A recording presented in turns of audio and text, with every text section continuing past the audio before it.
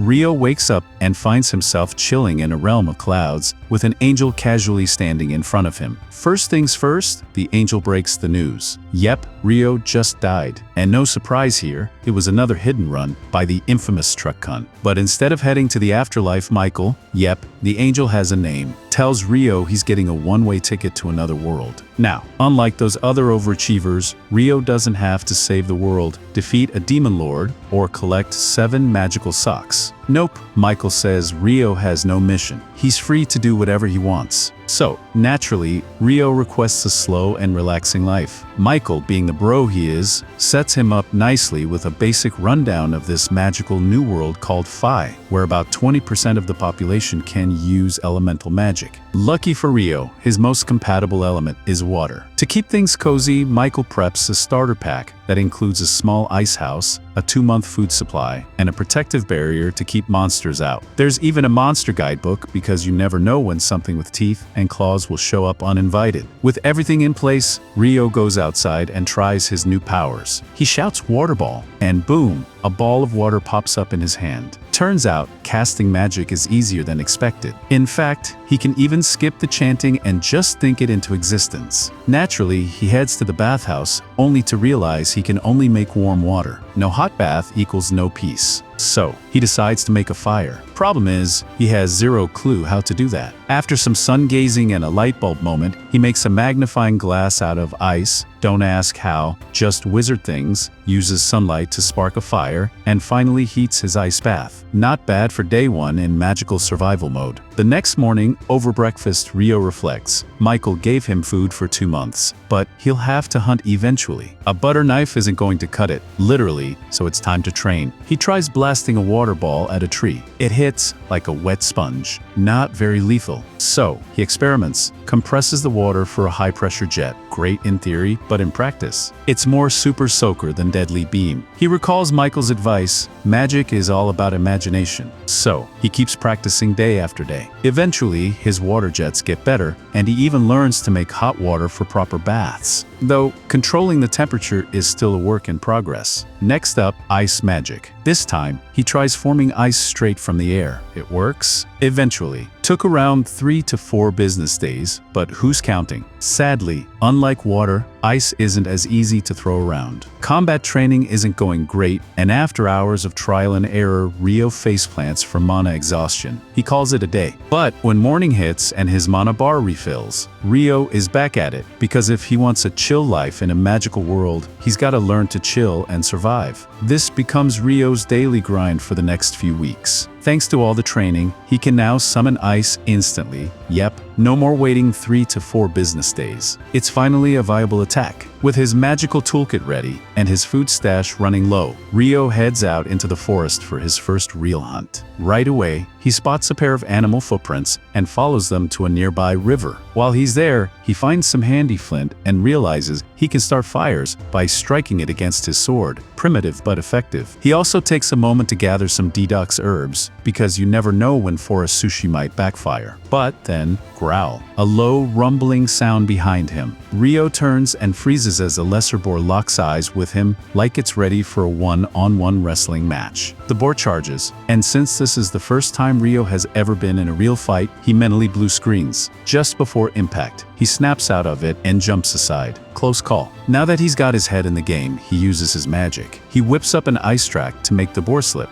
Mario Kart style, then follows it up with a series of ice spikes. Boom, instant, pointy death. After turning the boar into future bacon, Rio flips through his monster guide and learns that the lesser boar is literally the weakest thing in the forest. Not exactly encouraging. The guidebook is designed for rookies like him, but there are 2 ominous bonus pages at the end. One is about dragons, which, according to the book, can solo entire cities. The official advice: run. Unofficial advice: run faster. Not that it'll help. The second page mentions demons, but it's hilariously vague. Basically just says, if you meet one, you're doomed. Great. Super helpful. The next day, Rio heads out to hunt again, but surprise! He gets ambushed from above by a giant assassin hawk. This bird isn't just big, it's packing wind magic and slashes through prey like it's got built-in razors. Ryo runs while conjuring ice shields on the fly. He doesn't want to fight this thing, but he's definitely not outrunning it either. So, he counters with water jets. The hawk dodges and swoops down with a slicing wind attack, but Ryo blocks it just in time with an ice shield. The blow smashes across the hawk's eye, sending it crashing to the ground. The hawk eventually gets up, now rocking an eye patch-worthy injury, and flies away. But not before locking eyes, with Ryo, making it personal. That bird's got beef now. Ryo, still alive and mildly traumatized, is starting to rethink what slow, peaceful life really means. While running from the hawk, he also manages to get completely lost in the forest until late at night. While wandering, he stumbles across a glowing lake, and in the middle of it, a dullahan just casually standing there. And it's already spotted him. As time passes, Ryo continues training like a man on a magical gym grind. He can now hunt and preserve food with ease, and his magic is looking seriously dangerous. He can summon massive sheets of ice and slam them down instantly, and his water jets are powerful enough to slice through solid rock. Not bad for a guy who couldn't heat bathwater a month ago. But combat training doesn't stop with ice. Ever since the dullahan encounter, Ryo has gone into the forest every night to fight it. It wasn't listed in the monster guide, so either it's not a monster or it's just too high level for beginners. Either way, Ryo isn't backing down. Armed with his trusty ice stick, he charges forward, swinging like a magical baseball champ against the headless nightmare. This whole thing with the dullahan is less of a deathmatch and more of an intense training montage. The headless horseman totally outclasses Ryo in both strength and skill, but that doesn't stop him from doing his best, blocking attacks with his trusty ice shields, only to get flattened in seconds anyway. Strangely, the dullahan never speaks a word, but Ryo can't shake the feeling that this creepy, silent warrior has taken it upon himself to play battle sensei. Then one day, the dullahan raises its sword and uses water magic to extend the blade, surprising Ryo, who had no idea it could use the same element. After showing off the magical blade, the dullahan casually hands it over to Ryo, then walks out onto the lake like some mysterious boss character on his break. Some time later, Ryo is out hunting again when, bam, he's suddenly ambushed by that same assassin hawk. Only this time, it's black. Ryo figures the hawk must have hit the gym and evolved, all to settle the score. Heady, maybe. Terrifying, definitely. The hawk dives in, launching wind slashes. Ryo panics and throws up 5 ice walls. But evolve hawk means stronger wind slashes, and those walls get shredded like wet tissue paper. Cue full-on panic mode. Ryo zigzags across the field, throwing up walls like a panicked Fortnite builder, dodging incoming attacks. He finally sees an opening and launches a volley of ice spikes, but the hawk speeds up and dodges like it's in an anime tournament arc. Then it screeches. Not just a regular screech, a magical, high-frequency, ice-melting screech that disrupts Ryo's magic, leaving him defenseless. Great. The hawk hovers in front of him, clearly charging up something massive. Ryo senses electricity in the air, then zap, a bolt of lightning fires at him. Luckily, he channels his inner survival instinct, uses a stick as a lightning rod, not OSHA-approved, and jumps clear just in time. Half-fried and still twitching, Ryo prepares for round 2 as the hawk dives in for the kill. At the last second, Ryo whips out his ice sword and parries the talons. After a few intense clashes, Ryo spots a gap in the hawk's guard, thanks to his grueling sparring sessions with the dullahan, and lands a clean stab through its neck. The hawk crashes to the ground. Ryo approaches it, understanding its desperation.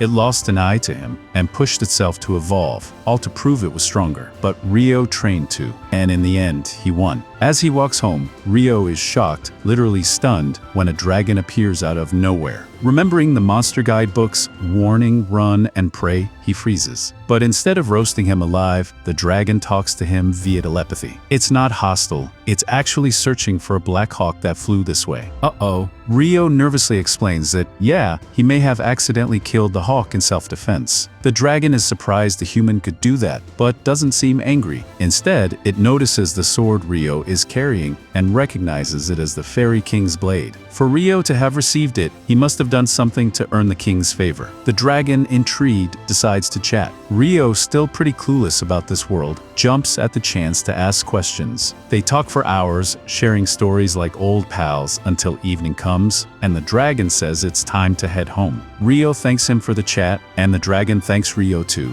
saying it's been ages since he's had such a fun conversation. As they part ways, a scene cuts to Michael, back in heaven, casually going over Rio's reincarnation paperwork, and then he notices something odd. Turns out, Rio was granted a hidden trait, eternal youth. Weird, because Michael hasn't seen a hidden trait since that hero girl he sent to Faye 10,000 years ago.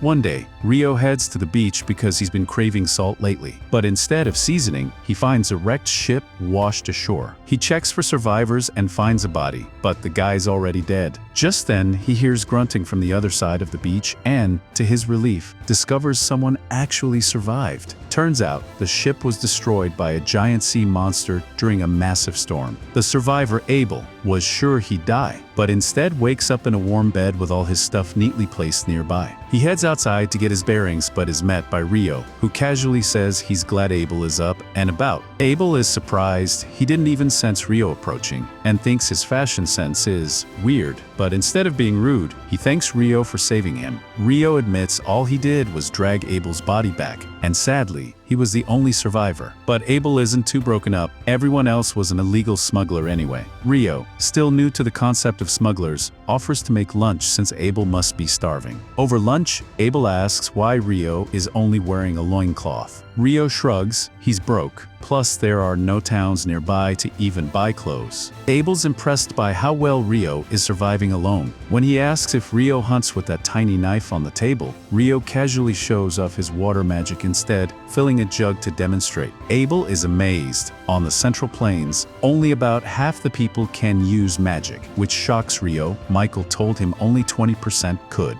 Someone's been giving outdated stats. After lunch, Abel asks Rio to take him back to the wreck since he needs to check something. On the way, he wonders why Rio doesn't use a magic staff, but quickly figures it's a money problem. To make up for his insensitivity, he insists on handling any monsters they encounter. Rio says that won't be necessary, but Abel wants to feel useful. When they reach the wreckage, all the bodies are gone, probably eaten by monsters. Abel's lucky Rio found him when he did. After searching, Abel can't find what he was looking for and decides to regroup with his friends, though he has no idea how far he is from the town of Lon. He fears it'll be a long, lonely journey, but then invites Rio to come along. Rio, curious about the world and with no real reason to stay, agrees, though he needs to handle some things first. They plan to leave the next morning. That night, Abel notices Rio heading into the forest, claiming he needs to meet someone. Suspicious but polite, Abel doesn't pry. Rio meets with the Dullahan, telling him he'll be leaving the forest soon, so this might be their last spar for a while. They fight hard. Rio has improved enough to push Dullahan back slightly, but the skill gap is still massive. Eventually, Rio collapses in defeat. As Dullahan walks back to the lake, Rio thanks him for all the training. Seeing Rio as a precious student, Dullahan gifts him a special robe, Rio's first proper clothing upgrade. The next morning, Rio and Abel set off on their journey. Rio takes one last look at his home before stepping into the wider world. But of course, no journey starts easy. Soon after, they encounter a boar monster. Abel asks Rio to stand back while he handles the boar. He draws his sword, shouts total impalement, and instantly blows a clean hole through the boar. Rio, stunned, asks what that was, and Abel explains that people who can't use magic rely on combat skills, techniques that let them pull off flashy moves like that. After a day's trek, they reach a marsh crawling with lizardmen. Not keen on a fight, Abel suggests sneaking around, but Rio senses they're being followed. When the lizardmen emerge, Abel prepares to fight, but Rio tells him there are too many, and then casually obliterates them with a barrage of icicles. Abel is speechless, but saves his questions until the fight's over. Afterwards, Abel asks what spell Rio just used. Rio shrugs, just regular icicles. But Abel insists mages can only cast one spell at a time, at least that's what some wind mage told him. Rio figures this must be a wind magic limitation since he's always been able to multitask with water. Later, Rio even conjures water for Abel, using a totally different incantation, because honestly, he just says whatever sounds cool. Eventually, they wander into a rock golem field, getting pelted with boulders. Abel uses his total impalement again, but the golems just heal instantly. Rio decides it's time for a new strategy. He asks Abel to back off, then summons a massive ice cube and crushes the golems with it, one by one. Only one golem is left, but it's not moving. They figure the golems drain energy from the ground, so when they fall, they're done. Inside the last golem, they find a massive magic stone, though it's a shame the others got smashed to bits. That night, while camping, Abel mentions that golems can also be found in dungeons. Rio's eyes light up. Dungeons. He's pumped, but Abel didn't mention them before because he didn't think Rio would care. Lucky for Rio, the only dungeon in the Central Plains is in Lon, their destination. Rio also asks about dwarves and elves. Abel explains, dwarves are short,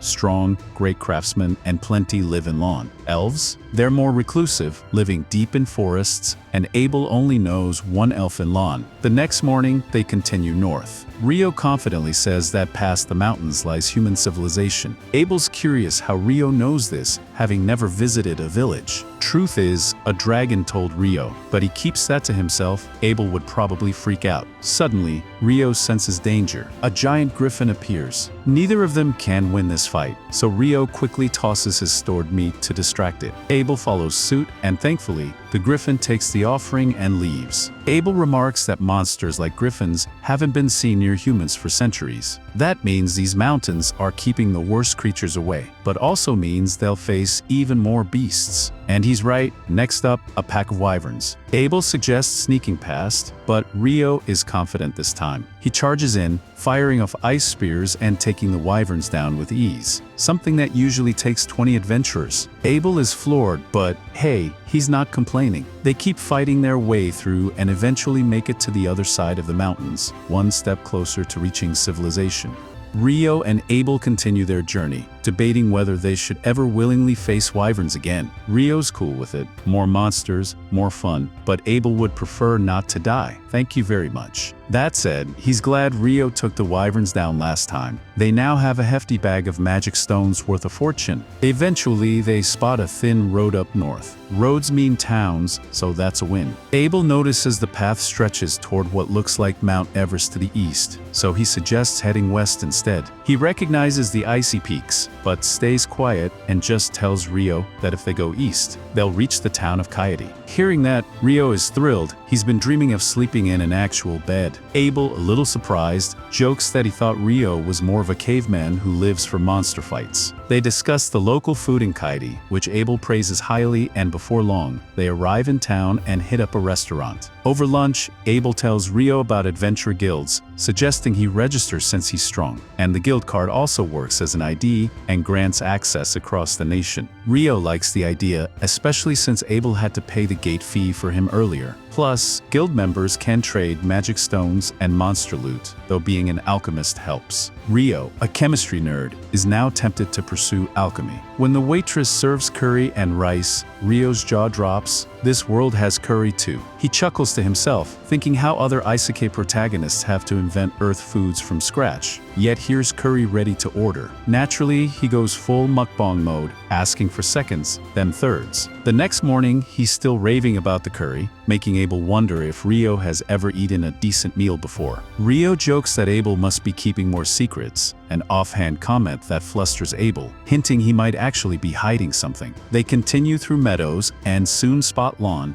their true destination. At the gates, the guard recognizes Abel and is shocked. Word was that he'd gone missing. Abel just says Rio saved his life. The guard, grateful, shakes Rio's hand like they're lifelong pals. Since Rio isn't registered yet, Abel again pays the entry fee. As they walk, Rio realizes Abel is pretty famous and friendly with everyone. At the Adventurers Guild, Abel explains that new registrants start at rank F, but since he's vouching, Rio might jump to rank E or even D. Also, dumping all their magic stones at once might tank the market, so Abel wants the guildmaster's advice. Inside, everyone cheers to see Abel alive. Feeling like the awkward +1 at a reunion, Rio slips outside for a stroll, where he bumps into an elf girl. She notes his robe looks like the fairy king's attire, but leaves in a hurry before explaining more, promising to meet again. Abel eventually drags Rio back in, hyping him up as his lifesaver. Everyone thanks Rio, then returns to their drinks. At the counter, Abel pushes for Rio's registration, recommending a D rank. The receptionist is shocked. This is the Crimson Sword Party's first time endorsing anyone. Still,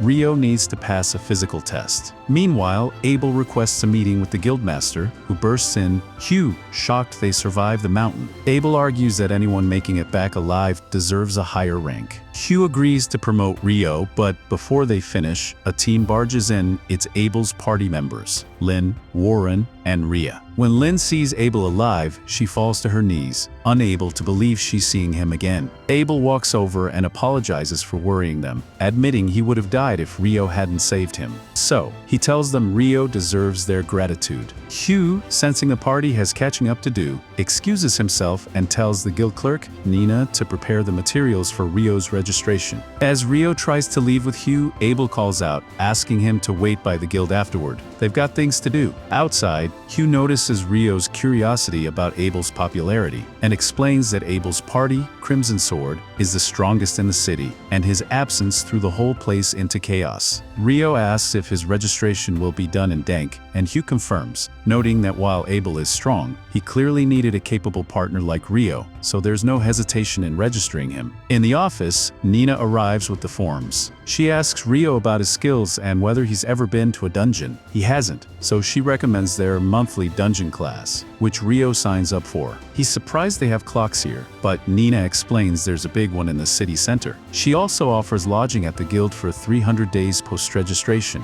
After the paperwork, she hands Rio his guild card, prints his details via a magic device, and registration is complete. Outside, Hugh is relieved Abel is back, lamenting how the city was a mess without him. Rio rejoins Abel, who takes him around town to sell their magic stones, planning to buy clothes and a staff for Rio. Rio appreciates it but is puzzled. He's fine without a staff since he's always carried a sword. Abel laughs, saying his sword is more like a glorified knife. During their errands, Rio peppers Abel with questions and learns this world has 24-hour days, 7-day weeks, and 30-day months, just like Earth. Combined with the curry he ate, he wonders if someone from Earth reincarnated here and changed the world. Later, Abel drags Rio to his welcome party, where they drink and celebrate all night. The next morning, Rio is exhausted. As he walks to the lodge with Na, she teases him about drinking too much and mentions how raw Abel's brother barely left his side in gratitude. At the lodge, Nina introduces Rio to his new roommates, Niels and Addo, who agree to keep things casual between them. Na then brings in a fourth roommate, Ian, a 16-year-old girl whose parents recently died, so she turned to adventuring. Na reminds Rio to attend class with Ian the next day. Meanwhile, Abel tells his party about Rio's insane feats, casting magic without a staff, killing wyverns with ice, and summoning giant ice blocks. Lynn doubts it, citing the known limits of magic, but Abel insists it's true. Rhea remarks that only the Inferno magician was said to be that powerful, though it's thought to be a myth. They also wonder if Rio could be a threat or ally to the Duhi Empire, but Abel assures them Rio despises that name. Meanwhile, Rio laughs and bonds with his new roommates, reflecting on how drastically his life has changed. Rio and his friends move to the special class for a professional course on the basics of exploring the Dees, aka magical monster mazes with a bad attitude. After the class, they'd head to a real Dees, which made Amun visibly tense, like sweating through your armor tense. But Rio, ever the chill one, told him not to panic just yet. They still had time, and no one wants to see him faint at noon like a drama queen. The instructor, now ready to wrap things up, offered to answer any final questions. Rio raised his hand and asked if there was a way to fast travel back to levels already cleared, classic gamer energy. The teacher was impressed. Unfortunately, he said that while some Dees in the southern provinces do have that option, the ones in Lawn City definitely do not. Rumors exist, but nothing confirmed. Rio thanked him politely. Then Amun, still processing the info, asked Rio what instant travel was, and marveled at how Rio knew so much despite being a D-rank newbie. Rio just shrugged. It was something he'd heard, not Google searched. They moved to the city's Dees, located smack dab in the center of the city, which had the charming trait of doubling its monster population every year. No one knew why. The teacher explained the inner walls were built to keep those multiplying monsters from turning the city into monster stew. Amun looked at the whole setup like it was the start of a natural disaster movie. But the teacher reassured him, this happens every few years, totally normal-ish. They passed the guild building near the gate where normally adventurers check in, but since they were pre-registered, they could stroll right in. Rio noticed Amun getting nervous again and advised him to breathe deeply, not hyperventilate. Amun did, felt better, and they entered the first level, which was basically the tutorial stage. Nothing too dangerous, but they were told not to stray too far from the D-skate. Rio and Amun stuck together and soon sensed something ahead. Amun drew his sword like a nervous anime sidekick, but Rio, cool as ever, pinpointed the location. He froze the creature, a beginner monster known as a soldier ant, and told Amun to go for the neck. Teamwork made the dream work. Amun pierced the ant's neck and landed the finishing blow. Both were thrilled, like kids who just beat their first boss fight. Rio, always the sentimental adventurer, suggested they take the ant's magic stone as a memento of their first successful hunt. Amun, ever the rule follower, asked if that was allowed. Rio reminded him, "We're adventurers now. Loot is life." He showed the stone and proudly declared it a lovely keepsake. Amun was kind of in awe. Later at their residence, they celebrated their first Dees mission. Niels sipped his drink, wishing it was wine. But Ito reminded him alcohol was forbidden. Apparently, tipsy adventurers make poor dungeon divers. Still, Niels didn't care. A win's a win. Ito praised Rio and Amun for taking down a soldier ant on their first try. Rio humbly said Amun did the stabbing, but everyone agreed the magic stone was the real trophy. Then Ito asked what they planned to do tomorrow. Amun wanted to go back to the Dees, but was nervous about going alone. Rio offered to accompany him, even to level 3. Amun lit up like a kid being offered extra dessert. Still, Rio found it odd they'd encountered an ant on level 1. Usually, that level's infested with boring bats. Niels agreed and said he'd also heard of soldier ants crawling up to the first and second levels recently. Suspicious. Cue Abel's dramatic entrance. He confirmed that soldier ants could tunnel up from lower levels. Rio, always the sass master, told Abel not to mess with rookies. But Abel was actually being helpful, and then asked if the 3 guys were Rio's roommates. He introduced himself and casually dropped the fact that Rio is strong, but also has some personality issues, the polite way of saying he's a lovable weirdo. He asked them to take care of him. Niels, unable to contain his fanboy energy, stood up and told Abel he was his hero and asked for a handshake. Abel, being cool, granted it and advised Niels not to overdo things and to work hard. Abel offered some sage advice to Niels. Staying alive is priority number 1 for any adventurer. Niels, taking that very seriously, promised to train smart, not just hard. Curious, Rio asked Abel why he was at the guild so late. Abel explained that their mission took longer than expected, and they were only just returning. Right on cue, Abel's team showed up, and Lehia was not thrilled to find him in Rio's room. Ria told Abel to stop running away from his responsibilities and report to the guild leader. But Abel, ever the noble procrastinator, claimed he was simply guiding the next generation. Lehia, unimpressed, called in backup Warren, who stepped forward and unceremoniously picked Abel up like a grumbling sack of potatoes. Abel, thoroughly annoyed, pleaded with Rio to do something. Meanwhile, Lehia approached Rio and stared at him like she was scanning for magic residue. Rio, a little weirded out, asked if something was wrong, until Ria called Lehia away. Ria apologized for the chaos. They had to take Abel back to the guild leader. Rio figured as much. After all, Abel was their team leader. Abel, however, looked at Rio like he'd just been betrayed in a reality show. While all this unfolded, Amun stood there, stunned by the drama. Ita, on the other hand, was starstruck by Ria, convinced she looked like an angel. Niels continued to fangirl over Abel, which made Rio ask him, "Seriously, what do you like about that guy?" Cut to Abel's team on their way to the guild master. Leah admitted she shouldn't have stared at Rio like that, but she was curious. Was he really a magician, as the rumor said? Ria agreed. Abel reassured them they'd see Rio's abilities soon enough. The next day, Amun was in a hurry, but Rio, cool as ever, told him to take it easy. They headed to the D-skate, checked in, and not long after entering, they were ambushed by 2 wolves. Rio took one down with ice arrows. The other lunged at Ian, but he countered with a solid strike. A third wolf suddenly appeared and almost got Ian, but Rio's ice magic saved the day again. Amun then finished the wolf off, but was left completely wiped out. Rio praised him and offered a handshake. Amun accepted it with pride. Rio noticed that Ian's swordsmanship looked a lot like Abel's and asked about it. Ian revealed that he was trained in his village by a master named Kiro, who studied at the royal capital and taught the Hume school style. That's where Ian got his skills. Rio figured Ian had a bright future ahead once he got used to adventuring. Ian guessed Rio was a magician but clearly also knew his way around a sword. Rio explained his style was self-developed and that he didn't consider himself a sword expert. He then checked if Amun had caught his breath. Amun insisted he was fine, but Rio warned him not to overdo it. His fighting style was demanding, but if mastered, could keep him safe from injuries. First step, cardio. Run, and run some more. He also told Amun that he'd traveled with Abel for a while, and even Abel, talented as he was, worked on fundamentals every day. Genius or not, you gotta train. That fired Amun up. He wanted to work just as hard as Abel. Rio smiled. That was the spirit. The next day, Rio skipped the D's. He had other plans. He went to the library, where the librarian pointed him toward the alchemy section and suggested he start there. Rio gathered useful books, but soon found himself overwhelmed. So he stepped outside to get some sun. That's when the sun got blocked. Yep,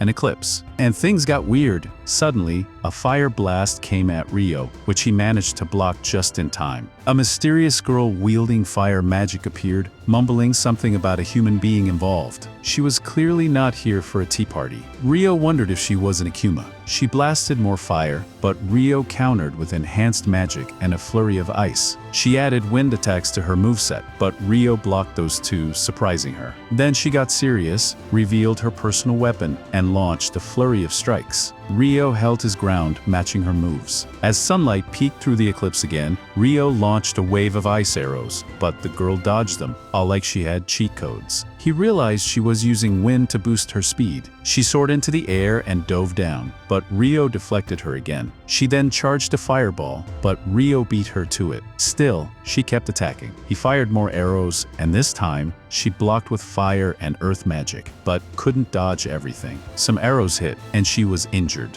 Rio saw his chance, soared up, and attacked, but she blocked again. Her wounds healed freakishly fast, throwing Rio off his rhythm. She pushed him back and prepared another massive fire attack. But then something unusual happened. Water droplets began falling. The first one hit her and burned her. She winced in pain and used earth magic to defend. She summoned a huge wave of fire as a final move, but the sunlight returned. The girl sighed. Her time was up. She hadn't had a fight this fun in ages. Rio told her to leave already. She smirked, saying he'd enjoyed it too, and this isolated place had strange rules. Her powers were limited here, and she vanished just before explaining what that isolation meant. Rio was left with one thought. What was that place? The girl then introduced herself to Rio as Leonor and asked for his name. Rio told her and even pronounced her name correctly, Akuma, which shocked Leonor since he knew who they were. Honestly, she should have finished him off right then and there, but Rio wasn't someone you could just eliminate during a coffee break. As the sun began to rise completely,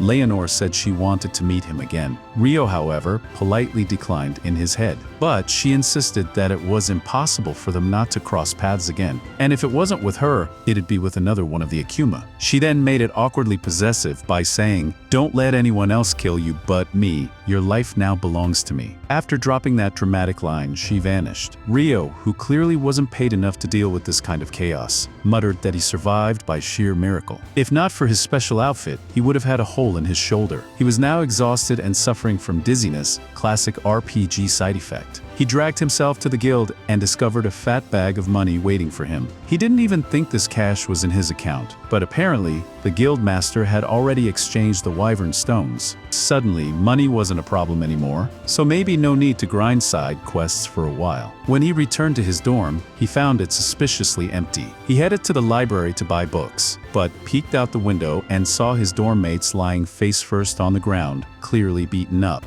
Another student had done the honors. Niels said that if they weren't so drained, they could have taken them too. Wishful thinking, buddy. One of the thugs scoffed at the empty threat, but Ito called him out for talking big when he literally ambushed them. The bad guy just shrugged and said, "Do monsters and Deus warn before attacking?" Too bad his goons suddenly collapsed, having been whacked by none other than Rio himself. Rio told the main goon he was right. They shouldn't have warned him. Then he decked him. Niels helpfully identified the guy as Dan from room 1. Rio looked unimpressed and asked, "What do you want now, Dan? Gonna crawl away with your tail between your legs?" Dan didn't like that and tried to hit Rio, but Rio easily dodged and smacked him so hard he hit the ground. Niels noticed how badly Rio hurt Dan, while Rio figured he might still be a little too tense from that whole Akuma situation. He pulled out a healing potion and started with Ito, since he was a priest. They also decided to have Ian join their training. Niels felt slightly humiliated by how chill Rio was about all this. Seeing they were all kind of broken, Rio suggested they take a break and clean up.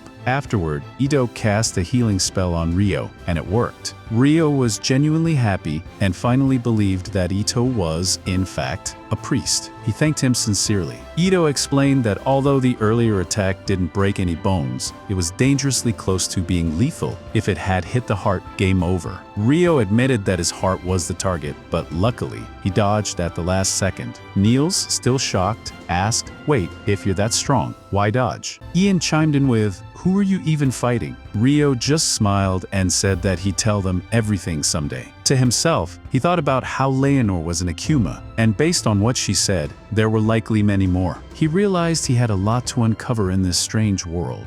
The next day, Ito, Alman, and Nils head back into the dungeon. After taking out a goblin archer on the 5th floor, yes, 5th, Nils suggests they call it a day. They've barely been down there long, but something feels off. Goblin archers aren't supposed to appear this early in the dungeon, and since they've already made decent coin, there's no point risking it. Good call, because just a little deeper in, a monster was lurking that would have wiped the floor with them, especially with Rio off doing his own thing. Meanwhile, Rio is outside the city, having a dramatic post-battle reflection session after his intense clash with Leonor. While they were evenly matched in spell casting, her wind magic made her zippy as lightning. Rio sadly doesn't have wind magic in his toolkit, so he's experimenting with alternatives. His big idea? Use his water jet spell, normally for swimming, to boost movement on land. First test, a bit of ice on the ground, a few jets on his back, and he barely budges. Majestic fail. He plans to try again with more jets, but first, off to the library for research on alchemy and demons. Because who needs leg day when you have magical propulsion? Back in the city, Lihaya aka Lin is on a spell book scavenger hunt, searching for anything resembling that giant ice cube spell Abel swears he saw Rio use. Not even the forbidden books mention it, which means one thing, it's probably an original spell, but one requiring a ton of mana. She's still skeptical that Rio managed it so casually.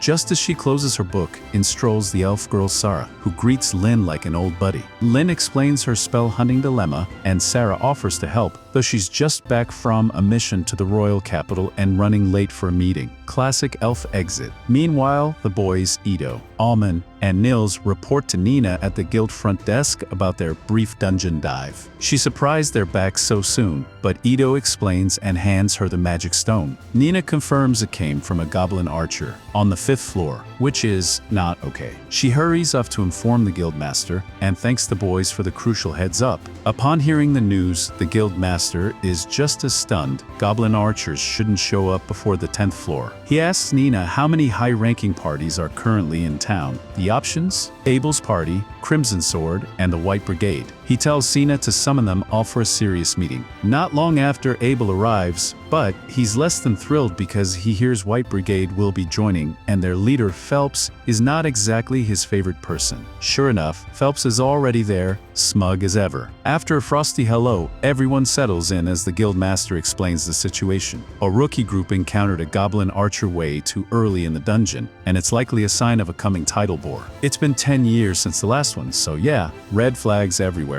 He offers both parties 100 gold up front, 200 more upon return, to investigate, not to fight. If they find evidence of the title bore, they are to return immediately. Once confirmed, the guildmaster will shut the double walls of the dungeon and call for reinforcements from the regional knights. The guildmaster has already secured permission from the local lord to act, but he still needs to inspect the dungeon before making any major moves. So, he asks the big question, are they willing to take the job? Both Abel and Phelps agree on behalf of their parties, and the investigation is set for the next morning. Meanwhile, Rio wakes up early with big nerd energy. He's heading to the city's northern library to learn more about alchemy. Ito casually mentions that only D-rank adventurers and above are allowed in, but no worries, Rio qualifies. Alman does point out that the real juicy stuff, like forbidden texts, is B rank and up, so Rio shouldn't get his hopes up about accessing those. Bummer. Soon, Soon, Rio arrives at the Northern Library, which makes the Southern Library look like a corner bookstore. The place is huge, and he realizes he might need help finding the demon-related texts he's definitely not supposed to be talking about out loud. Lucky him,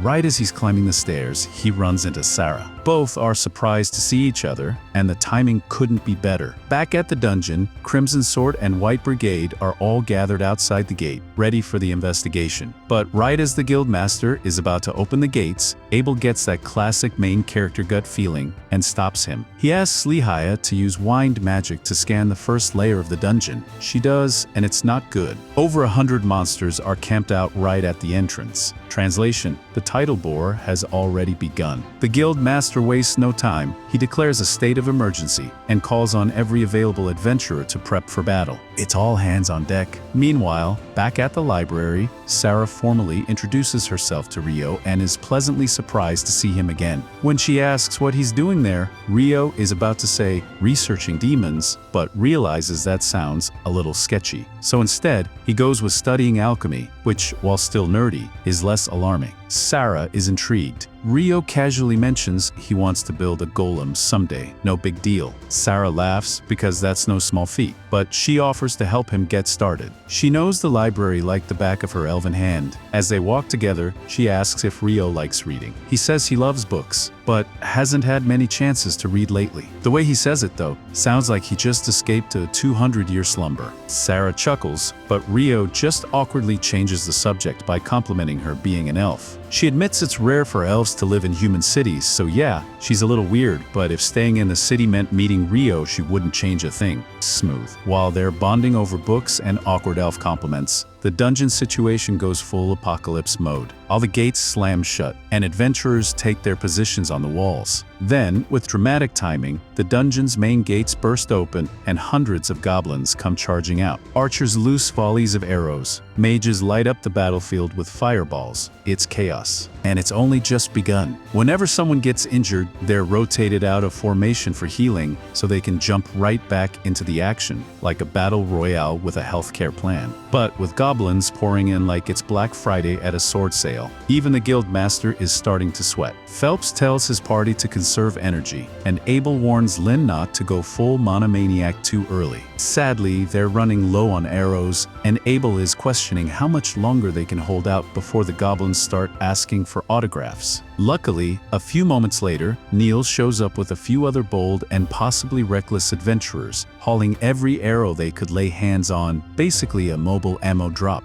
Along with that, Niels delivers a message from the guildmaster. Once the smaller goblins are handled, Crimson Sword and White Brigade are up next to face the boss. A few hours pass, and most of the regular goblins have been reduced to XP. Now the boss is expected to show. The guildmaster gives the signal. Both Crimson Sword and White Brigade leap from the wall, like synchronized gymnasts, with Lynn casting a magic spell to ensure a graceful landing. No broken ankles today. There are still a few goblins lurking below, so Abel and Phelps clear them out like pest control pros. Then it happens, the big bad emerges. But plot twist, it's not one goblin general, it's 3. That's bad. 3 generals usually means there's a goblin king nearby, which is like a boss fight on nightmare difficulty. Abel quickly forms a plan. He and Phelps will each take a general, while Rhea and Sheena go after the 3rd. Everyone nods like action movie heroes, then springs into battle. Abel dodges one of the generals and slices off its arm like he's ordering deli meat. Victory seems close, until he senses something off. Suddenly, he shouts for everyone to get down. A wind slash tears through the air, instantly slicing all 3 goblin generals in half. Dramatic much. Everyone narrowly avoids becoming Sushi, the attacker. None other than the Goblin King, and this guy did not come to mess around. Abel and Phelps charge in. Phelps tries to spear him, but the king's armor is tougher than overcooked steak. He falls back, realizing brute force won't cut it, literally. But Abel keeps going, dodges the king's attack using his perfect shadow technique, probably trademarked, and lands a strike to the chest. It's not a kill shot, but Abel never expected to solo the big guy. That's when he calls out to Lynn, who's been charging a wind bullet spell like a magical sniper prepping the final shot. As Abel jumps out of the way, she fires and turns the Goblin King into Swiss cheese, finally ending the Goblin crisis.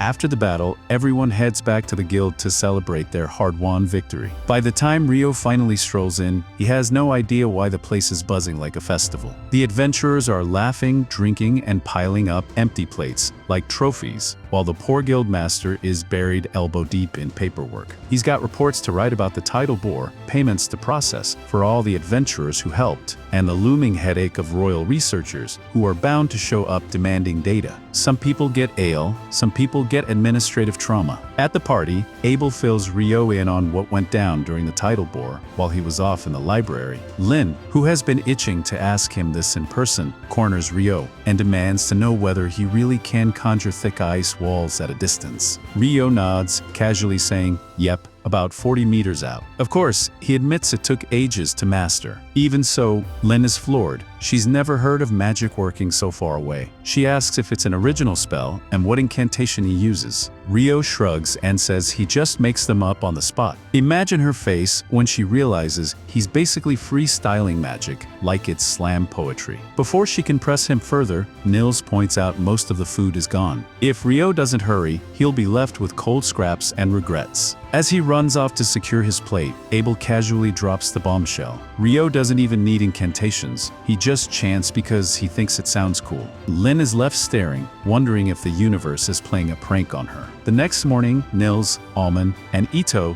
drag themselves to the guild, only to find the job board emptier than their wallets. Ryo wanders by and asks why they're not out working. Turns out the dungeon is shut down for inspections after the tidal bore, and resource-gathering jobs are basically dead since so much loot was dropped yesterday. When asked what he's up to, Ryo explains he's hunting for magic copper or to practice alchemy. Ito recalls it costs a fortune, 50 gold for a single piece. Ryo, who's rich enough not to blink at that, instead offers the trio a deal, 4 gold coins each just to search, plus 25 gold for every piece they bring back. The boys nearly faint. This is more than they've ever made in their lives. Ito, still half skeptical, asks if Ryo is serious. Ryo grins and explains that even if they succeed, he'll still spend less than buying in town. They're sold and the three rush out to start mining, like their lives depend on it. Meanwhile, Ryo hears shouting outside. Curious, he heads downstairs, where he finds Dan squaring off with a group of knights. The knights are trying to drag off a girl against her will, and Dan, in full heroic mode, shoves one of them aside to free her. Noble, yes, but the math is bad. 1 guy versus 4 armed knights. Just as their leader raises his sword to teach him a lesson, fate intervenes. The knight takes a single step forward and immediately trips flat on his face. Everyone is baffled when the knight faceplants, because there's absolutely nothing near his feet. The knight, however, refuses to admit he tripped over thin air and instead accuses Dan of foul play. But when he tries to stand up, he promptly trips again. Gravity,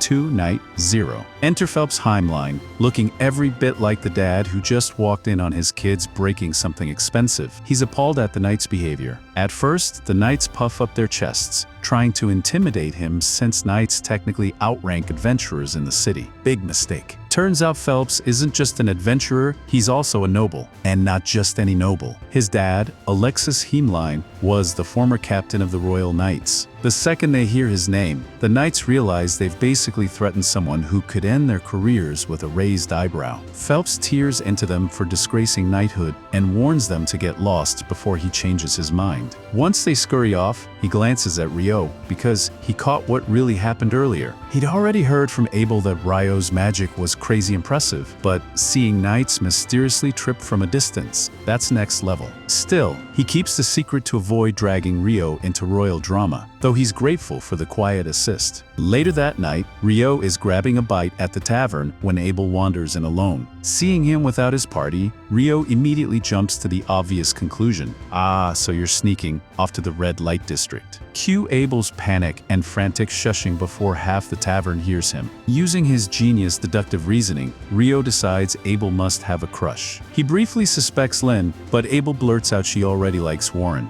That leaves Rhea, which only makes Abel flail harder, pretty much confirming it. Ryo won, Abel 0. Once Rio is done teasing, Abel explains the real problem. One of the dungeon investigators in town is his old friend, escorted by the same rotten knights from earlier. Tonight those knights are in the pleasure district, and Abel wants to stop them before someone gets hurt. On their way, Rio notices two unfamiliar adventurers lurking around, dressed head to toe in black. The moment they're spotted, the shady pair ducks out, suspicious. Sure enough, when Rio and Abel deliberately take a dark alley, they get ambushed. Too bad for the ambushers. Rio just drops ice on their heads and knocks them all out in seconds. Probably the easiest fight of his career. They don't know what the men were up to, but they'll be handed over to the guards for questioning. Meanwhile, elsewhere in the district, those disgraced knights decide to get revenge on Phelps. They sneak up on him, but suddenly can't move a muscle. Turns out the whole thing was a trap. Phelps knew they were dirty and had Shenna hit them with paralytic needles. With the knights frozen like statues, Phelps calls on her fire magic and reduces them to ashes. No ashes, no evidence, no problem.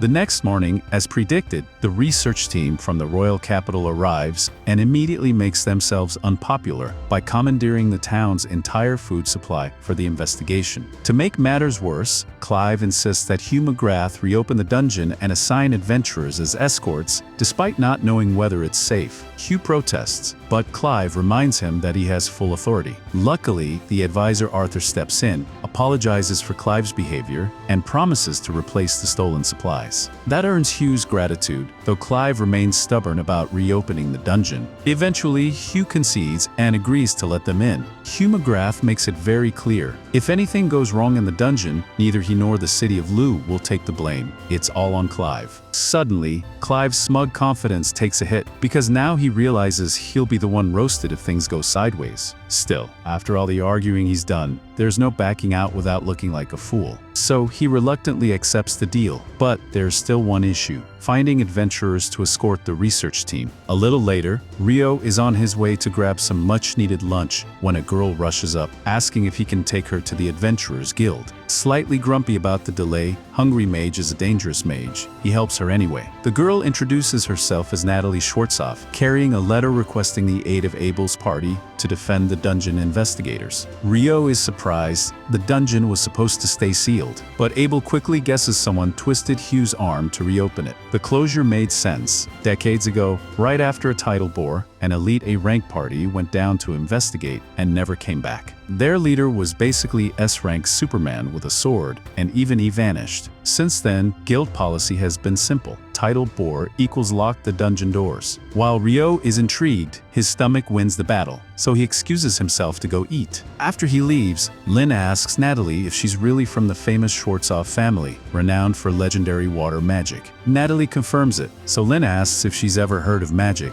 that could summon an ice wall at a distance. Natalie hesitates, saying it sounds impossible. That's when Abel chimes in, well, believe it or not, Rio can casually toss up an ice wall 40 meters away. He then warns everyone, half seriously, that if they ever consider picking a fight with Rio, they should just not. Even if they all ganged up together, they'd still lose. To drive the point home, he tells Natalie that if she ever needs help, and his party isn't around, she should go straight to Rio. Best emergency contact ever. 3 days later, Rio's friends return from their mission with 2 magic copper ores. Rio pays them 90 gold coins, enough for them to live comfortably for a while, which makes him their favorite person ever. Meanwhile, in the dungeon, the investigation team has reached the 7th floor. Oddly, not a single monster has appeared. Puzzled but undeterred, they push deeper until they discover a mysterious black square embedded in the wall. None of them recognize it, but Clive is ecstatic. This is prime research gold. He orders everyone to set up equipment and start analysis, with Natalie and the surface team ready to process data. Unfortunately, the excitement doesn't last. The moment they stick the monodensity gauge into the strange black gate,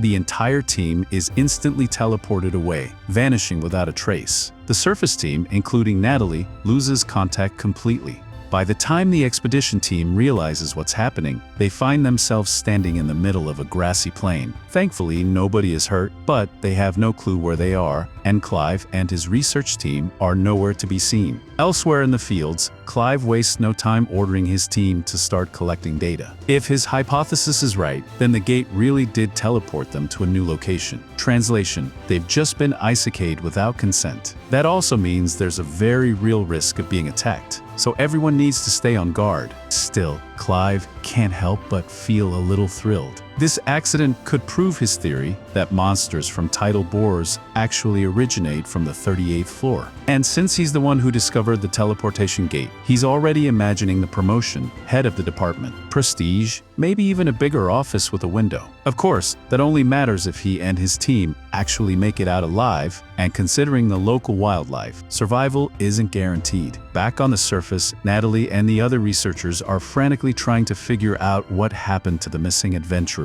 when the locator suddenly flickers back to life. It only transmits a signal for a split second, not enough to communicate, but it reveals something baffling. Somehow, the expedition team has ended up on the 40th floor. That makes no sense at all. They were just on the 10th floor. Just then, a man named Christopher walks into the tent, introducing himself as a researcher from the College of Magic. Technically, his group and Natalie's are rivals, but he sets that aside for now. He needs to know if anything unusual has happened in the dungeon, and he politely asks for information. The researchers hesitate. This is sensitive information after all. But Christopher presses on, explaining that just a short while ago, he entered the dungeon with the adventurers assigned to the second research expedition. Right as they were crossing the threshold, everyone in front of him vanished. That's why he's so desperate for answers. His account confirms the terrifying truth. The adventurers really were teleported, which explains how they ended up on the 40th floor. Unfortunately, that doesn't make the situation any less dire. At this point in history, no adventurer has made it past the 38th floor. From there onward, even elite parties struggle to survive, let alone the C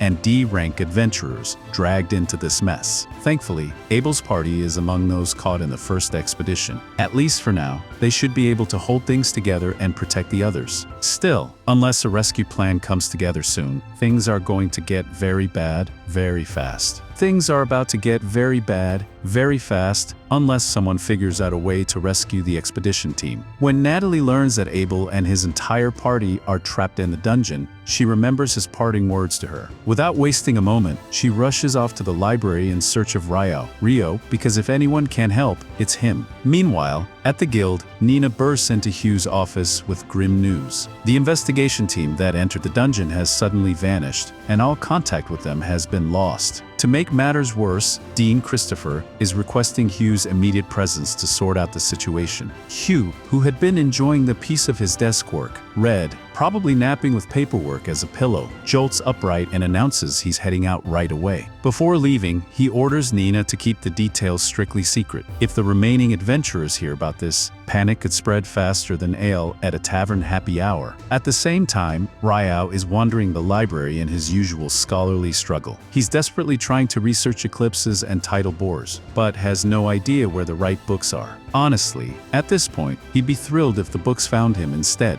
Luckily, his wish is granted in a different form. Sarah happens to be standing in the next aisle. Overjoyed, Ryo rushes to her and explains his plight. Sarah, being the walking encyclopedia she is, immediately offers to help. She even shares her personal theory. Eclipses and tidal bores are connected. She's noticed that historically, tidal bores occur within days of an eclipse, a pattern that repeats time and again. Of course, she had to dig through mountains of old records to piece that together. So naturally, she's curious why Ryo suddenly cares about this subject. Ryo, who cannot exactly admit, "Oh, I fought a demon during the last eclipse. No big deal," skillfully changes the subject. He asks instead why magic stones change color. Sarah can't tell he's hiding something, but she lets it slide for now. She explains that the color of a magic stone reflects the monster's age. The longer it lived, the deeper the hue. That catches Ryu's attention. According to reports, every magic stone from tidal bore monsters has been perfectly clear. That suggests those monsters had only just spawned in, not migrated up from lower levels as most people believe. Even more surprising, Sarah reveals this phenomenon is recorded in all past tidal bore incidents. Ryo is shocked. He didn't think such detailed records existed here. Sarah explains that technically they barely do. The records are ancient, written on fragile parchment, and even the librarians don't know about them. Fortunately, she knows exactly where they're kept and offers to guide him. Meanwhile, back with the investigation team, morale isn't looking great. They still have no idea where they are, or even if they're still inside the dungeon. Being randomly teleported without a map compass, or Google Earth is not exactly a confidence booster. Arthur asks the researchers if any of their tools are back online, and he's told that the transmitter is working again. In theory, that means the surface team should be able to locate them now. The others cheer up at the thought of rescue, but Arthur isn't convinced. When Abel asks what's bothering him, Arthur explains that the air here feels off. If he had to put it into words, it's similar to standing inside a sanctuary square spell, the ultimate defensive magic that blocks both physical and magical attacks. If that's the case, then they're probably stuck inside some kind of barrier designed to cut them off completely from the outside world. Realizing the seriousness of the situation, Abel asks Lehia to cast her probing spell. She complies, sending out her winged magic, which detects a group of about 100 humans roughly 500 meters away. However, among them are around a dozen life forms she doesn't recognize. Suspicious? Absolutely. But with no better leads, they decide to head toward the group. Meanwhile, back on the surface, Hugh is informed that the investigation team has somehow been teleported all the way down to the 40th floor. He can't believe their luck, or rather, their terrible luck. Even if he gathered every adventurer in town, they'd never make it that deep.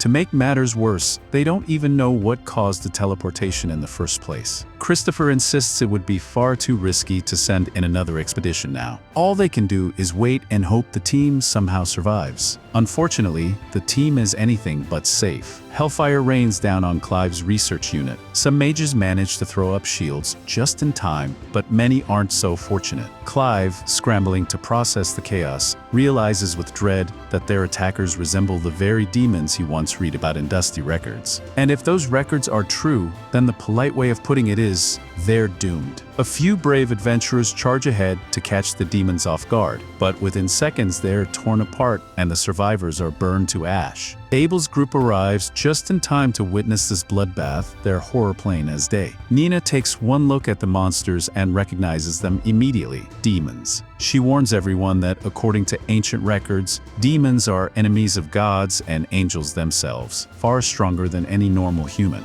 Defeating one is a legendary featuring facing multiple. That's a recipe for early retirement in the grave. There are plenty of questions about why demons would be here at all, but Arthur cuts through the panic. Questions later, saving lives now, he barks, ordering the mages to prepare for a pincer attack. Just as Clive and his battered team are about to be overwhelmed, a barrage of magical javelins tears through the three demons bearing down on them. The mages unleash every spell they know, raining down fire, ice, lightning, and probably a few spells they just made up on the spot. The sheer volume of magic finally cracks through the demons' defenses. The battlefield is chaos. There are still plenty of demons left, so Arthur shouts for everyone to prepare another barrage. The demons hurl fireballs in retaliation, but the mages already have shields up, blocking the flames like pros who actually did their homework for once. For a moment, Arthur dares to hope they can win if they keep up this pace. But there's a catch. Mana doesn't grow on trees. Once the mages run dry, the frontline fighters will have to step in. That means it's Abel's turn to shine or get roasted. He unsheathes his sword and scans the battlefield, spotting one demon that looks extra terrifying, as if it came straight out of a "do not fight this thing" manual. Rallying his team, he orders them to line up behind Lewin, who shields them from waves of fire as they charge. Once close enough, Abel cuts down demons left and right while Lehia and Rin fire spells to pierce through their defenses. The plan works until Lehia collapses from mana exhaustion, and Rin is nearly tapped out as well. That leaves Abel swinging steel solo. 6 demons remain, but Rin warns him that the biggest, scariest one is no ordinary foe, it's a demon prince. And if the records are right, only a hero has ever beaten one. That's the kind of fun fact you'd rather not hear right before fighting. Still, Abel doesn't hesitate. Sure, the demon prince is terrifying, but hey, at least it's not as bad as fighting that griffin last time. He dives in, managing to slice down 2 demons in one go. Unfortunately, this gets the demon prince's full attention. The monster instantly blasts an energy beam toward Rin and Lehia, forcing Lewin to shield them, only to be thrown back along with both mages. Now it's just Abel and the demon prince, one-on-one. For half a second, Abel convinces himself he might have a chance. Then the demon prince flash steps right in front of him, smacks his sword aside, and casually reminds him, "Nope, you don't." Keeping calm on the outside, but panicking on the inside, Abel braces himself. Clive tries to help from afar with a powerful spell, but it barely scratches the demon prince. Worse, the remaining demons immediately turn their attention to his group, shattering their shields and leaving them wide open to the flames. Realizing things are spiraling fast, Abel decides to gamble everything. As the demon prince charges, he activates his zero-turn skill. With lightning precision, he deflects the prince's blade and pivots to strike at its neck. Except the demon prince sees it coming, dodges effortlessly, and backhands Abel across the battlefield like he's nothing more than an annoying fly. Abel can barely stand, his body giving out as the demon prince steps forward, raising his blade for the finishing blow. At the very last second, Abel hears the faint sound of a single drop of water. In that instant, Rio comes crashing through the ceiling. Rio is relieved he managed to find Abel in time, but Abel can hardly believe his eyes. Convinced he's hallucinating, he never would have expected Rio to show up at such a critical moment. Rio tells him that many people are worried about him and the others, so they should return as soon as possible. He'll deal with the monsters here in the meantime. Abel tries to warn Rio that their opponent is a demon prince, but Rio dismisses it with a smile. He's fought a full-fledged demon before, and compared to her, this one doesn't seem nearly as threatening. Still, since it's essentially a baby demon lord, its weakness makes sense. The demon minions unleash volleys of fire at Rio, but he casually counters with a barrage of icicle lances, freezing and decapitating them before they even realize what's happening. Their severed heads hit the ground, and the demon prince instantly understands that Rio isn't like the others. It won't be easy to take him down. The prince tightens his grip on his sword and readies for battle. Rio, eager for a little fun, draws his own blade to see just what this so-called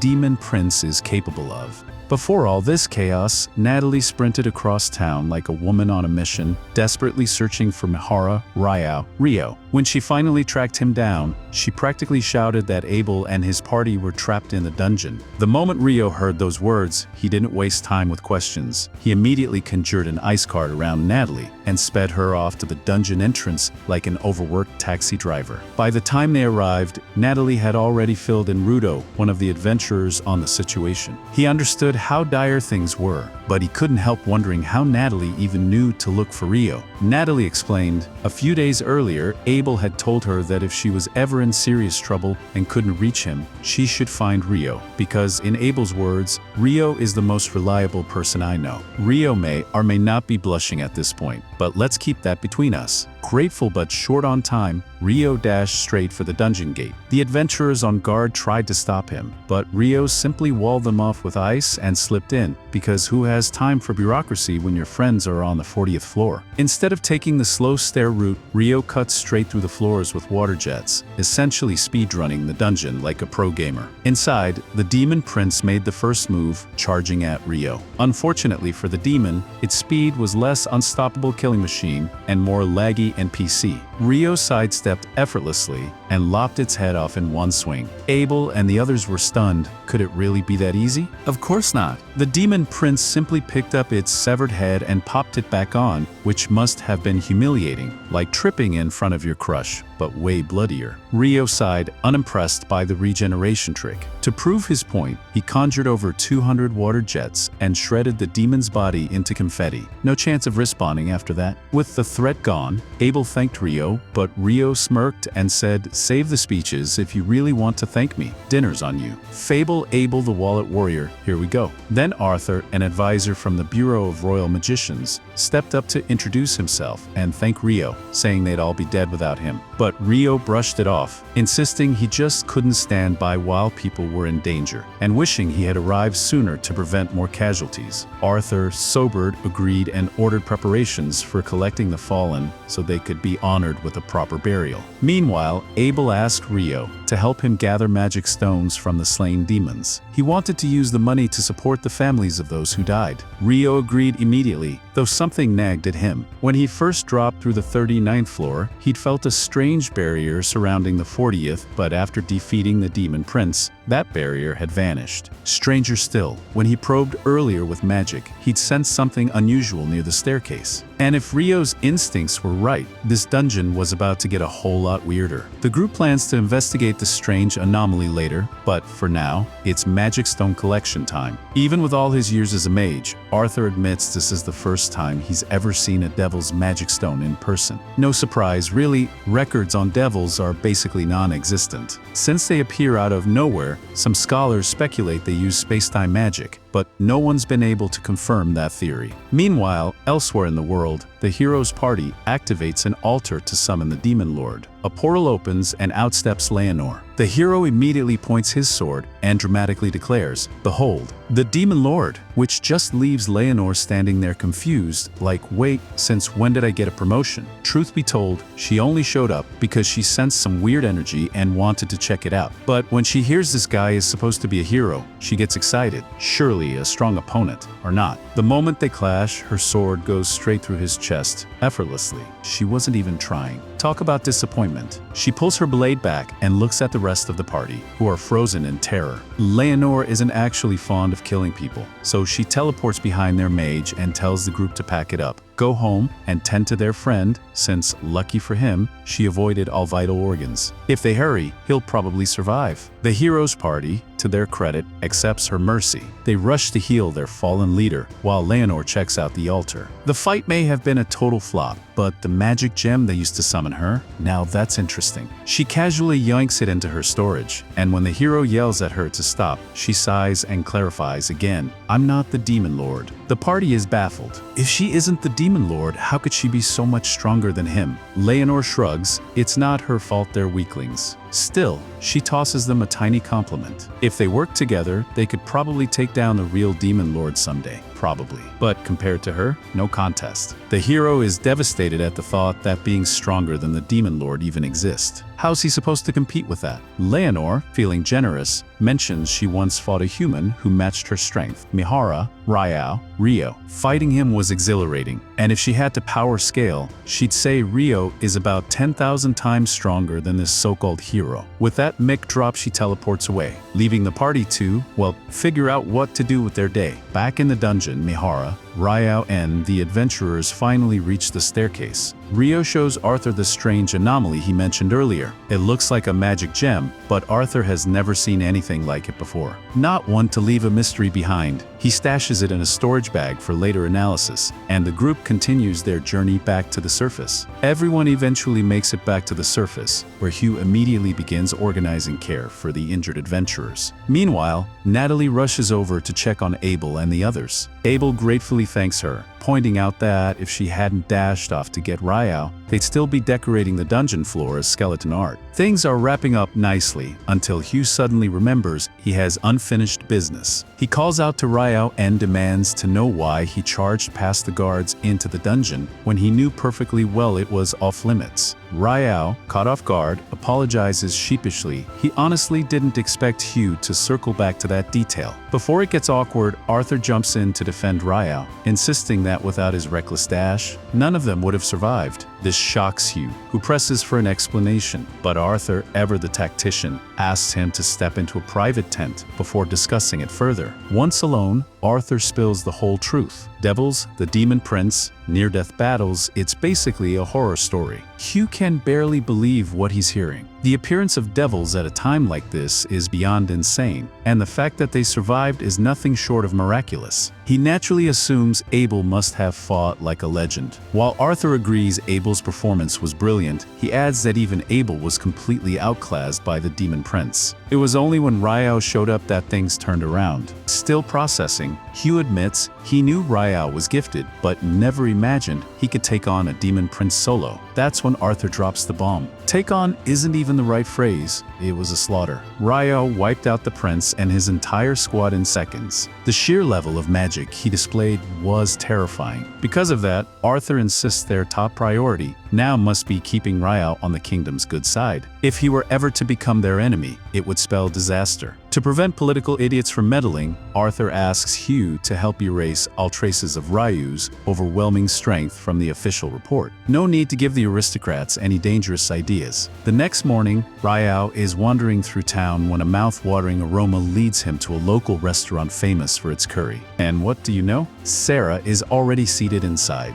She looks just as surprised to see him, though she quickly shrugs. It's curry, who can resist? They place their orders, and while waiting, Sarah asks Ryo where he's living. When he mentions the guild dorms, she's stunned. Only rookies usually stay there. But since Ryo technically registered as a rookie, despite being promoted to D rank right away, it makes sense. Sarah admits she's impressed. Promotions like that don't happen often, but his strength is obvious. After finishing their meal, the two step outside. Curious, Ryo asks why he never sees her at the guild despite her being an adventurer. She explains it's simple. She has a long-term contract in the royal capital. In fact, she's the sword instructor for the Margrave's order. Since they're already talking swords, she grins and asks if he has any plans. Why? Because she'd like nothing more than a friendly spar with him. A few minutes later, Ryo and Sarah find themselves in the training arena, ready to spar. Before they begin, Ryo tilts his head and asks her how she even knew he was a swordsman. After all, everyone assumes he's just a mage. Sarah smirks and explains it was obvious from his movements and stance. Plus, she adds, it's not exactly rare for mages to cheat on magic with a shiny blade on the side. The match begins. Sarah lunges at Ryo with blistering speed, but he reacts in time and counters. That alone makes her light up with excitement. Almost nobody ever dodges her opening strike. Ryo, on the other hand, is stunned. He wasn't expecting Sarah to be that fast. And she cheerfully admits she wasn't even going all out. Alright, she declares, serious mode on. Ryo does his best to withstand her relentless flurry of strikes, but it's like trying to swat a hurricane with a fly swatter. Eventually, he's overwhelmed. When the match ends, Sarah can't contain her excitement. She hugs Ryo on the spot, praising his talent. After all, very few can last that long against her, especially since she was secretly boosting her speed with wind magic, while Ryo wasn't even using any magic at all. Talk about fighting with one hand tied behind her back. She'd love to spar more, but unfortunately, she has a tutoring session with the Margrave's son, so she has to dash. After saying goodbye, Ryo heads home, only to bump into Hugh on the way. They end up traveling back to the guild together. Hugh asks Ryo to hop in, saying he has something to discuss. Naturally, it's about that little incident with Ryo, aka Dungeon Crasher Extraordinaire, sneaking past the guards. But instead of scolding, Hugh reassures him not to be nervous. Arthur already told him how much Ryo contributed to saving the team, and he's deeply grateful. Still, rules are rules, and technically Ryo needs to be punished. The punishment? A job.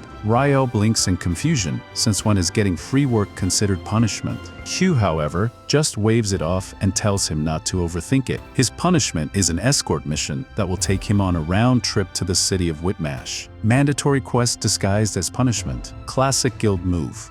The next day, Nils approaches Ryo with a favor to ask. His hometown recently put out a hunting request, but it's rated for D rankers and above. Since Nils can't take it alone, he asks Ryo to form a party with him so they can accept the mission together. At first, Ryo isn't interested. Money isn't exactly his motivation. But when he hears the words goblins and skeletons, he immediately changes his mind. Why? Because in his words, this sounds like the perfect chance to bully some weak mobs. Nils doesn't fully get what that means, but he's just happy Ryo agreed. They head over to the guildmaster's office to make it official. Hugh gives them the green light, but warns that 2 other parties have already failed this mission, 1 A rank, 1 D rank. And strangely enough, it wasn't the monsters that caused the failures, it was the villagers who outright refused to cooperate. According to reports, the last group also ran into about 30 skeletons, which left them badly injured. Hugh shakes his head, still baffled how a full D rank team struggled that badly against goblins and skeletons. Still, with Ryo around, he's confident this party will be fine. Plus, Ryo still has a few days before his upcoming escort mission, so the timing works out. With permission granted, they set out immediately. After half a day of walking, the group arrives at Nils's hometown, cat. To everyone's surprise, the locals greet Nils with warm smiles. Ryo blinks in disbelief. He had honestly assumed Nils became an adventurer because he'd been banished from his village. Nils glares and insists that's not the case. Sure, he admits he caused his fair share of childhood chaos, probably broke more windows than he could count, but banishment? Nope. He quickly changes the subject and leads the group to the mayor's house. When Nils steps inside, the mayor, Bulin, lights up with joy. It's been a whole year since Nils left, and his return is clearly a big deal. Nils notices the rest of his party standing awkwardly by the doorway, so he quickly introduces them to Bulin. Everyone takes a seat, ready to discuss the mission. Bulin admits he's relieved that Nils and his friends will be handling the request after all. Nils already understands the village's traditions, which saves him a headache. But then Nils cuts straight to the point. Is it true, he asks, that the last adventurers you called here got zero cooperation from the villagers?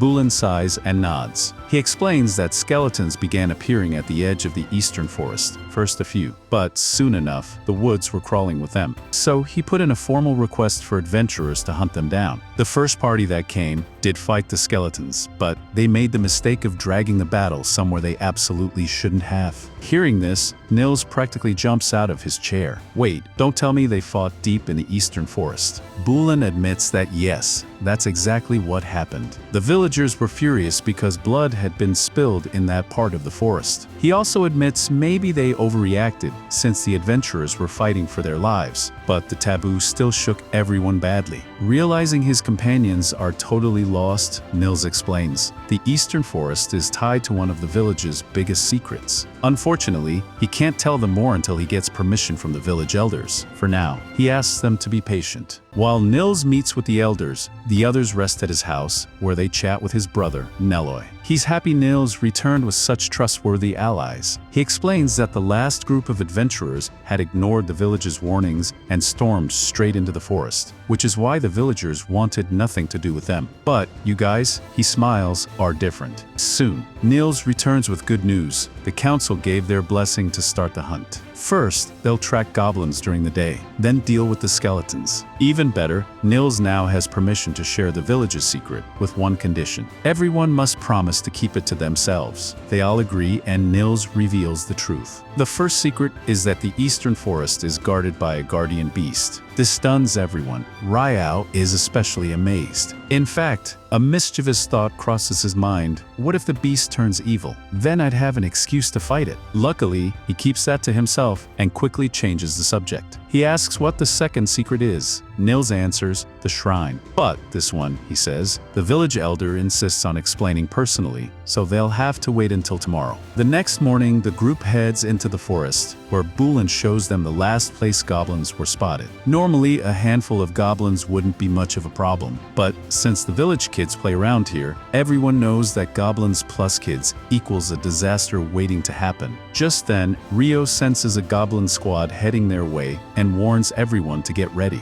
There are about 10 of them, so Nils suggests killing all but one so the survivor can lead them to the nest. Rio agrees and the party hides in ambush. When the goblins come close enough, Rio casts his ice beam spell. From the goblin's perspective, this must have been nightmare fuel. One second you're strolling through the woods with your bros, and the next, Gob Jr. is frozen solid and gets his head popped like a snow cone. The lone survivor bolts, but Rio and the team chase it down, eventually finding the nest. The poor goblin frantically explains to the others that its squad turned into popsicles, only to end up frozen solid itself. The other goblins, upon hearing this, collectively decide, nope, and start running away. But Rio isn't in a merciful mood. He freezes the lot of them, while Nils and Ammon gleefully smash them to pieces like kids at an ice festival. When they reach the cave entrance, Nils and Ammon hear something big coming. They brace themselves, only to be horrified when a goblin general steps out, beating this thing alone. Impossible. Luckily, they're not alone. Rio busts out a stronger ice beam, slamming the general to the ground, and asks Nils to finish the job. Honestly, having Rio on the team feels like playing on easy mode, but hey, They just killed a goblin general and its core is worth a fortune. Back in town, the group is introduced to Nasu, the village elder. She's already heard about the goblin general takedown and leads them to meet the guardian beast. Ryo is hyped, expecting a big battle, but his excitement deflates when he realizes the beast isn't evil, so no boss fight today. The beast examines the boys Nasu brought for the hunting mission. Pretty standard stuff until his gaze lands on Ryo. Suddenly, his whole demeanor changes. Introducing himself as Enkousin, the guardian beast shocks both Nasu and Bulan, since he's never revealed his name to anyone before. Enkousin admits he usually keeps his name hidden because humans butcher the pronunciation, but with Ryo, it would feel disrespectful not to share. Ryo, baffled at the politeness, listens as Enkousin explains that he's part Fae, and being near Ryo makes him feel, well, oddly pleasant. Ryo recalls that Sarah once mentioned the Fairy King had taken a liking to him too, and wonders if he has some weird fairy attracting gene. Ryo thanks Enkousin for the compliment, but the beast insists it's he who should be grateful. Meeting Ryo makes him feel like he could happily live another 1,000 years. Finally, Enkousin explains their actual mission. Around 30 skeletons have gathered near the shrine, including one massive one sealed inside. He's been using his power to keep it sealed for now. After defeating all the skeletons outside the shrine, Enkousin prepares to release the big one so the group can finish the job.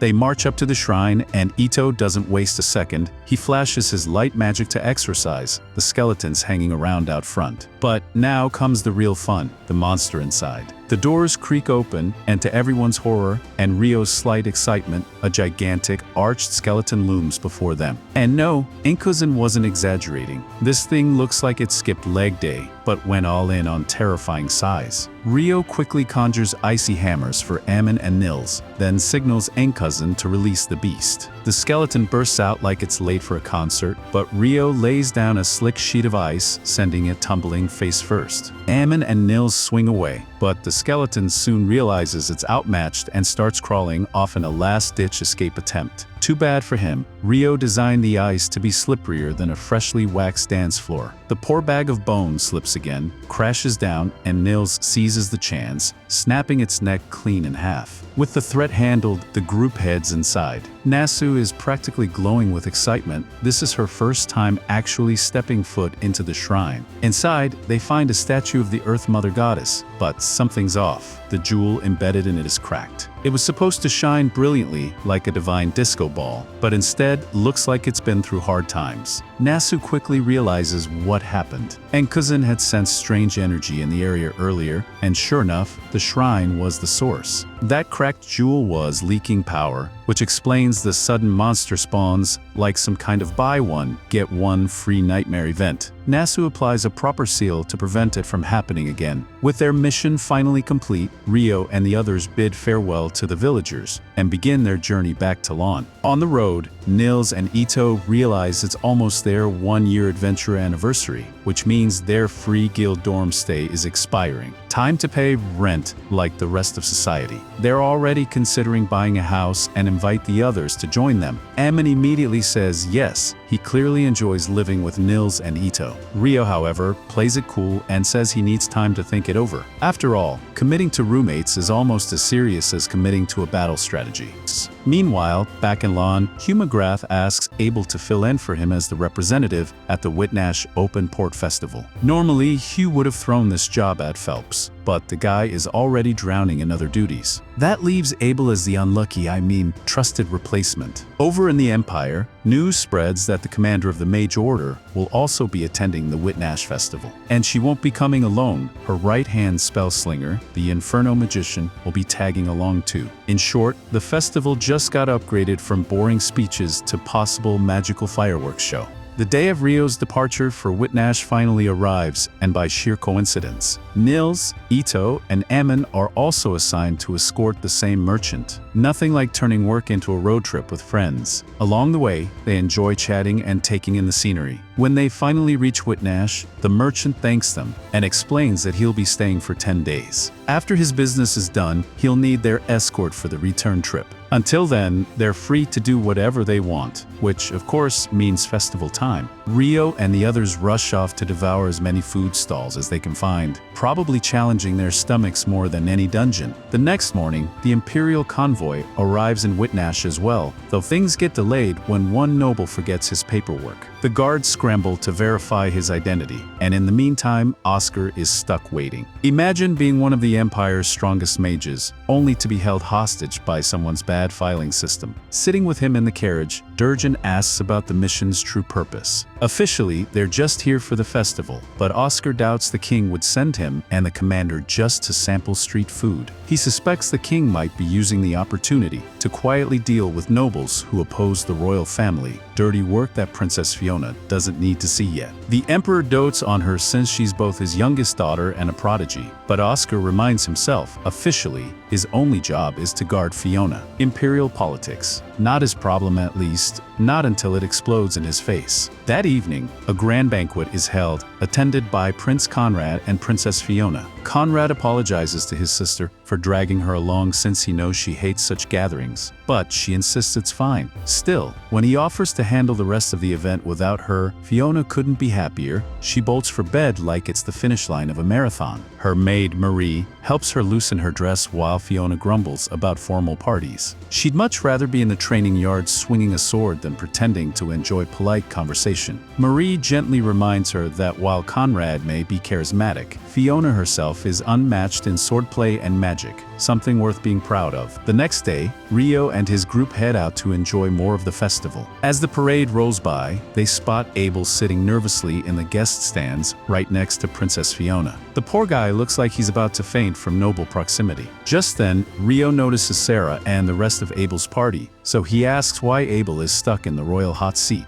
Sarah explains that Abel was asked to fill in for the guildmaster as a representative until Hugh McGrath arrives. Meanwhile, Lehigh studies the guest stands and notes that a powerful wind barrier surrounds them, far stronger than a typical one. Turns out the Lord of Whitnash's family owns a magical device that can generate such barriers, though it burns through energy like a noble at a wine tasting. Translation: incredibly effective but absurdly expensive. Normally, they wouldn't deploy their heavy hitters, but with the Imperial family attending, every possible defensive measure is necessary. After all, if something were to happen to Princess Fiona, it could spark a full-blown war. Speaking of the princess, Rhea recalls that Fiona is actually the commander of the Empire's magic division. And if she's here, that means her infamous lieutenant, the Inferno magician, Oscar, must be here too. Rio thinks Inferno magician sounds ridiculously cool, like who wouldn't want that title? So he asks Rhea to tell him more. She explains that Oscar is so powerful, he could incinerate 1,000 troops in an instant. He even roasted a wyvern with a single attack, something no magician could pull off, except maybe Rio himself. After hearing all this, Rhea firmly decides she wants absolutely nothing to do with Oscar, and warns Rio and the others to keep their distance. But of course, literally 10 seconds later, Rio accidentally bumps into none other than Oscar on the street. Talk about terrible timing. Naturally, Rio has no idea this is the Inferno magician Rhea just warned them about, so he just says sorry and keeps walking with his friends. Oscar pauses, narrowing his eyes. There's definitely something unusual about Rio, but he can't quite place it. Before he can ponder further, Jurgen calls him over. They've got work to do, and that work involves buying out half the festival food stalls. Princess Fiona, stuck watching the parade from the stands, begged Oscar to grab her all the street food she's missing out on.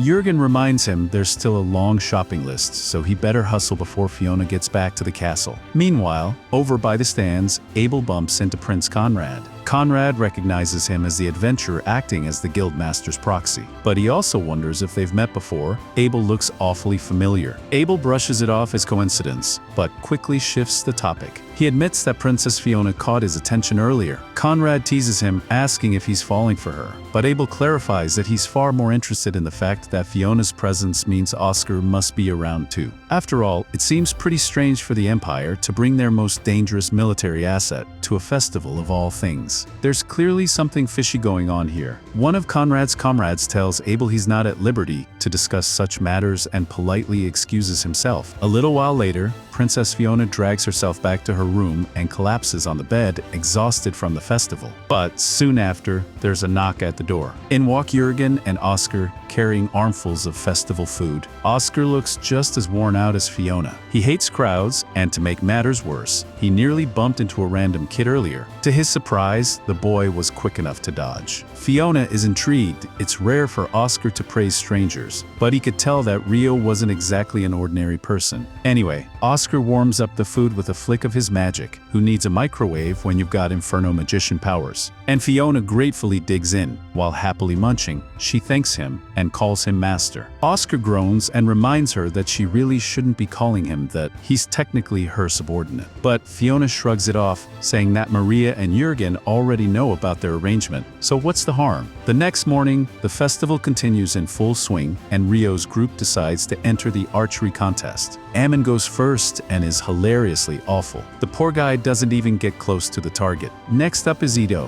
who somehow manages to be just as bad. Rio finds the whole thing pretty entertaining until he notices that Niels didn't even sign up. When asked why, Niels admits he's never touched a bow in his life, so missing the target was a guarantee. Abel, who happens to overhear, chuckles to himself. Rio scolds him for laughing, but Abel clarifies that he wasn't mocking Niels. He was just reminded of his younger self, who used to be hopeless with a bow. Then Abel steps up for his turn and immediately nails a bullseye, strutting off with a smug little grin. That grin disappears quickly, though, when he spots Ria in the crowd. He had promised to spend the day with her, but totally forgot. Let's just say she's not amused. Meanwhile, back in London, Sarah is wandering the city looking for Rio. She checks all his usual hangouts, but comes up empty, so she heads to the guild. Nina is surprised to see Sarah since she rarely comes by, and asks what's going on. Sarah explains she's been trying to find Rio all day and hopes Nina might know where he is. Nina tells her Rio is out of town on a mission. Sarah assumes that means he'll be back tomorrow, but Nina corrects her he won't return for at least a week. Sarah's heart sinks at the thought of not seeing him for so long, but she thanks Nina and leaves. Meanwhile, in Whiten, Rio is getting ready to watch the boat race. The participants, none other than Niels and Alone. Turns out Dan is at the festival too, and he and Niels still have some serious beef to grill. Things are about to get way more entertaining as the boat race kicks off. From a distance, Fiona and her group watch the spectacle. Fiona wonders aloud why there are separate races for adventurers and civilians. Maria explains that in the adventure race, competitors are actually allowed to attack each other with no penalties. It's a bit too dangerous for normal folks, though magic is still strictly forbidden. The race begins and, predictably, Niels and Dan immediately start whacking each other with their oars, completely forgetting that this is supposed to be a race, not a grudge match. Despite their antics, the two somehow maintain a lead for most of the course until both of them snap their oars in the final stretch. Not wanting to give up, they steal the oars from their crewmates and continue clobbering each other. Naturally, those oars break too, and the two devolve into full-on fistfighting while the rest of the competitors sail happily past them. Eventually, their little brawl capsizes both boats. They lose the race, but hey,